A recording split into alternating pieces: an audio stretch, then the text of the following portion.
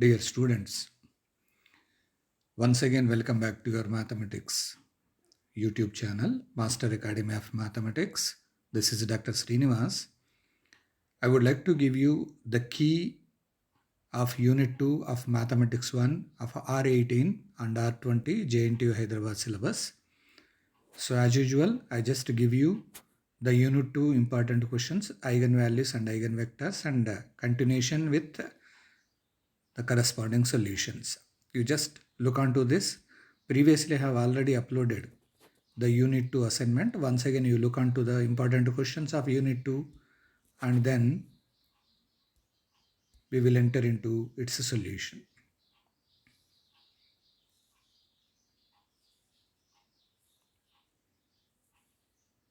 These are the most important questions related to the examination point of view, and definitely you can expect the similar type of problems.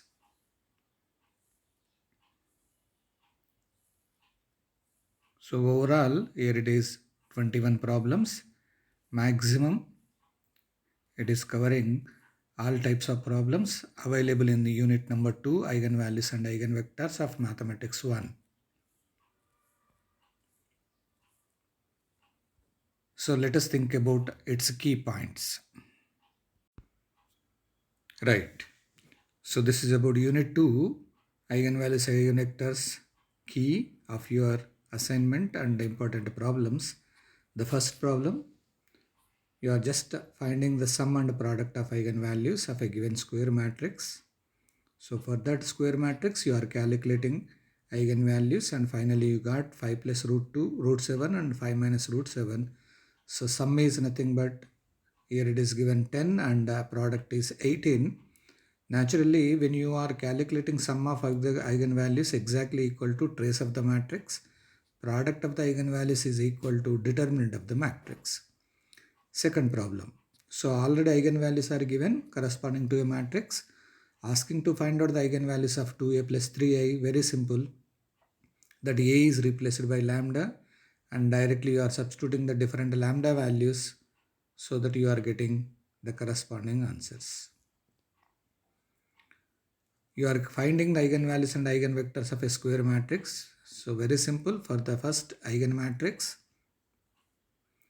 Next you are calculating eigenequation and we got the corresponding eigenvalues. Here in terms of real numbers, maximum eigenvalues you won't get the real numbers. That means in terms of decimal points. Rare cases you may expect that one, nothing to worry.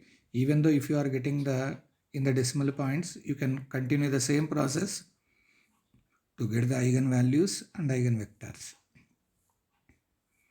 So finally you got that one, the corresponding problems.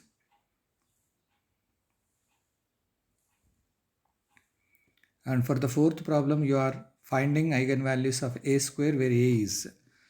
So for that A matrix, you are calculating a square, and for that a square matrix, you are calculating eigenvalues.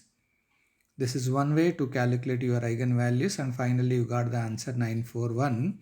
This can also be calculated for the given A matrix.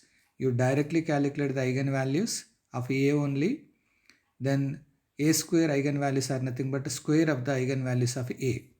Even then also you will get the same answer. So you are finding the eigenvalues for an expression of a given square matrix. So very simple, in that expression A is replaced by lambda and directly you are getting its corresponding answers. So reduce the quadratic form into canonical form. It's the most important one in the long answer type. So after representing in terms of matrix, directly you are calculating eigenequation for the coefficient matrix, and after getting that eigenvalues, you are finding the eigenvectors, and after getting that eigenvectors, you are just entering into the modal matrix, then diagonal matrix, then norm of P, then normal form definition y transpose dy, and orthogonal transformation formula x equal to norm of P into y. That is about your final answer. And you are calculating the characteristic polynomial of, So characteristic polynomial only, that means you are calculating eigen equation for the given square matrix. And eighth problem, you are finding eigenvalues of A inverse. So directly, even for A matrix, you calculate eigenvalues, and A inverse eigenvalues are nothing but reciprocal of the eigenvalues. Or else, you calculate inverse of that given square matrix, and for that inverse you are calculating the characteristic equation, and finally you are getting the lambda values. Same answer. Next, diagonalize the matrix. So for the given square matrix, once again you are calculating the characteristic equation and eigenvalues. Then you are entering into eigenvectors. After getting the eigenvectors, you are just entering into the P model matrix, then diagonal matrix D. You are just finding P inverse into AP. If that is exactly equal to diagonal matrix, then you can say that the matrix is diagonalizable. Then 10th problem, you are finding A power 4 for A matrix. So it's a general procedure, but actually this should not be done. Either you can use Cayley-Hamilton theorem or diagonalization process in order to get A power 4 matrix. And 11th one, you are showing that matrix satisfies Cayley-Hamilton theorem. Obviously, every square matrix, it is going to satisfy Cayley-Hamilton theorem.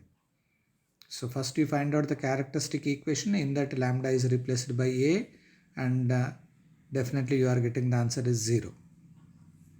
12th problem, find the inverse of that matrix and find its.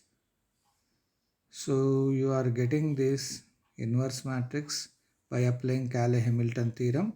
You are verifying whether it is satisfying or not, then finding inverse. You are finding the matrix of a quadratic form, very simple. It may be given in the short answers. Find the nature of quadratic form. Nature can be calculated by finding the eigenvalues of coefficient matrix. Here 0, 2 are there, so it is positive semi-definite. You are reducing the quadratic form into canonical form and find its nature. So after getting the coefficient matrix, find out eigenvalues. Then to reduce into normal form, you are calculating eigenvectors also.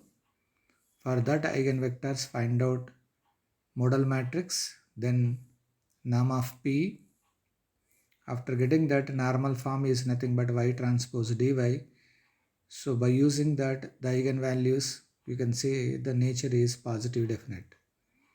So find the quadratic form corresponding to a matrix again. You are just calculating only the quadratic form. Formula is Q equal to X transpose AX. 17th, verify Cayley-Hamilton theorem for this matrix. Obviously, you will get 0. Definitely. If you are not getting 0, some mistakes are there while calculating the problem. Definitely you will get. 18th, diagonalize the matrix and find out A power 4. Diagonalization is nothing but after getting the eigenvalues and eigenvectors, just you verify P inverse AP equal to D. If that condition is satisfied, then you can say that matrix is diagonalizable. Then A power 4 can be calculated by using a formula A power n equal to P d power n P inverse. N is replaced by 4, so directly A power 4. 19th, compute model matrix for. Model matrix is nothing but it is a matrix of eigenvectors. So for that square matrix, you are calculating the eigenvectors, and P matrix automatically calculated.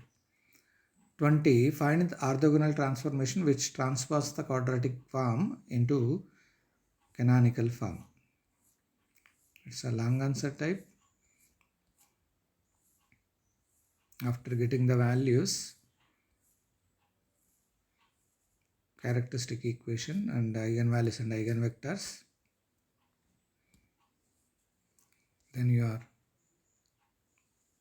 finding that one. Verify the eigenvalues of A square and A inverse are square and reciprocal of eigenvalues of A. So verify means for the A matrix individually calculate A square and A inverse. and for that matrices you calculate the eigenvalues, and those eigenvalues are compared with direct principle is there for the A matrix. Since it is upper triangular matrix, the diagonal elements are eigenvalues, and inverse value eigenvalues is nothing but reciprocal, and A square eigenvalues are square of the eigenvalues of A. You just verify whether you are getting the same or not.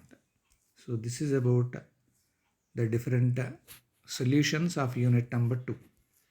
Maximum, these are the important problems you can expect in your examination.